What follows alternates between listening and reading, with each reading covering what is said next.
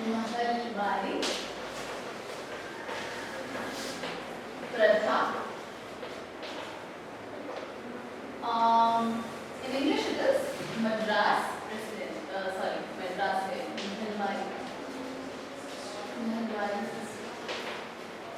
रयतवारी जो प्रथा थी वो आपको मद्रास एरिया में दिखेगी, इसको आप ऐड कर लीजिएगा। Okay everyone.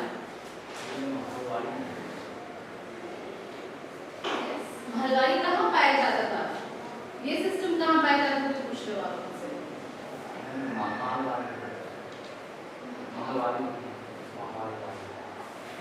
इंग्लिश में इट इज ए, ठीक है, महलवारी। ओके, नॉट इंग्लिश में हम वैसे लिखते हैं स्पेलिंग, लेकिन इट इज महलवारी, ठीक है। That is what you asking me. M A लिखे हैं तो म के बाद आकार होना चाहिए कह रहे हो? डबल ए होता तो तब लगता। यस एग्जैक्टली, है ना, जैसे राम लिखते हैं but in English you right what Rama, है ना, तो इसीलिए इट इज महलवारी। ओके चलिए, तो इसमें समझिएगा ये मोस्टली आपको कहाँ देखने को मिलेगा? तो it was mostly found in north India. Okay, तो इसका कॉन्सेप्ट क्या देखिएगा, छोटे छोटे गांवों को या विलेजेस को, village A, B, C, whatever you name it, small villages को जो है हम एक बड़े ग्रुप में मिला देंगे, एक इकाई बना देंगे, एक यूनिट बना देंगे जिसको महल कहेंगे, ठीक है। अब आप व्हाट इज द आयरनी, है ना, कि महल यानी कि तो palace, but here we are talking about the villages.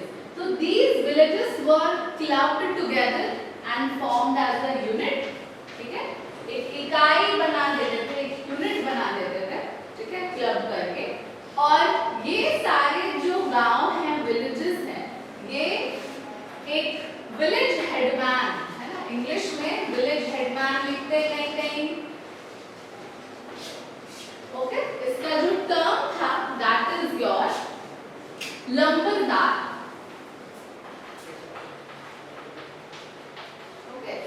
ये विलेज हेडमैन का नाम था लंबरदार।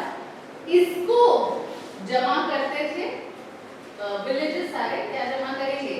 Land revenue. और ये इंटर्न जाकर के किसको जमा कर देगा? British. Clear everyone? Same like the settlement system only, permanent settlement system only, लेकिन क्या डिफरेंस है? ये जो लैंड रेवेन्यू है ये फ्लेक्सिबल हो सकता था, लेकिन जमींदारी प्रथा में एज यू सॉ कि it was the fixed land revenue. Okay clear everyone? Yes, let me know. Okay great, चलिए, anybody has any doubt here? आगे अगर नहीं है तो लेट्स मूव फॉरवर्ड। तो ये सारे सिस्टम्स को आप माइंड में रखिएगा, है ना। तो जब भी हम सेमी फ्यूडलिज्म की बात करेंगे या सेमी फ्यूडल इकोनॉमी की बात करेंगे तो देख लेगा, है ना, इम्प्लीमेंटेशन या कार्यान्वयन इन सारे प्रथाओं के द्वारा किया गया। अब सेमी फ्यूडलिज्म का क्या इंपॉर्टेंट कैरेक्टरिस्टिक था? सबसे पहला, जो किसान थे, जो फार्मर्स थे, वो अपने ही जमीन पे क्या बन गए थे? किराएदार बन गए, ठीक है। You can write it down that the farmer who once owned the land, ठीक है, the farmer who once owned the land has become a tenant on his own land. Clear? Hindi में कहिएगा, तो जो किसान एक समय पर जमीन मालिक हुआ करते थे वह अब किराएदार या खुद के जमीन पर किराएदार बन चुके थे, ठीक है। That is the first point.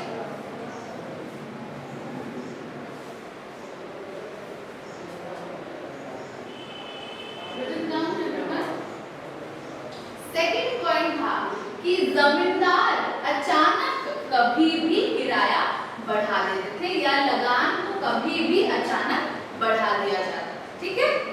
The land revenue was increased abruptly anytime. The land revenue was increased abruptly anytime. Second characteristic of जमींदार अचानक कभी भी किराया बढ़ा देते थे। ओके,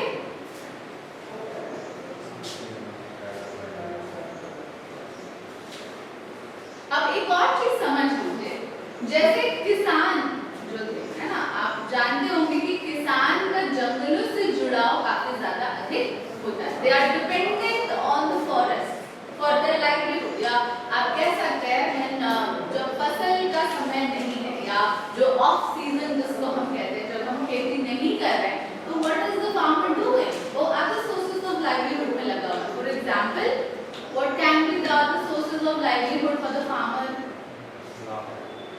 लाभ हो सकता है, ठीक है, वेरी गुड, इस एरिया से आप जोड़ के बोल रहे हो। या आप कह सकते हो कि हम जंगलों से चीजें निकाल करके बेच रहे हैं, है ना, या फॉरेस्ट प्रोडक्ट्स को बेच रहे हैं। फिर आप देखिएगा मत्स्य पालन भी बहुत लोग करते हैं, है ना, फिशरीज पे भी हम लोग डिपेंडेंट हैं। तो उस समय देखोगे कि जो किसान, है ना, जो किसान ये अदर सोर्सेज ऑफ लाइवलीहुड से अपना पेट पाल रहे हैं या फिर अपना इनकम ला रहे हैं, those type of farmers were charged higher rates of land rent, ठीक है, या उनसे अधिक किराया लिया जाता, ठीक है। तो write it down as a point in your own words. If a farmer had some other source of livelihood,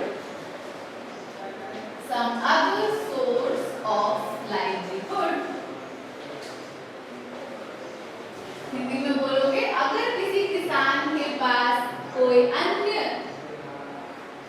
आजीविका के स्रोत होते थे, ब्रैकेट में आप लिख सकते हैं मत्स्य पालन, या मत्स्य पालन नहीं भी लिखोगे तो मछलियां अगर पकड़ना लिख सकते हो तो वो भी लिख लो, या जंगलों से उत्पाद लाकर बेचते थे, ठीक है। अगर ये सारी चीजें वो कर रहे हैं, then that farmer was charged more revenue। इन किसानों के लिए लगान और अधिक बढ़ा दिया जाता। Understood? Now there was another concept of sharecropping, ठीक है, आग बटाई जिसको हम हिंदी में कह रहे हैं, sharecropping, आग बटाई।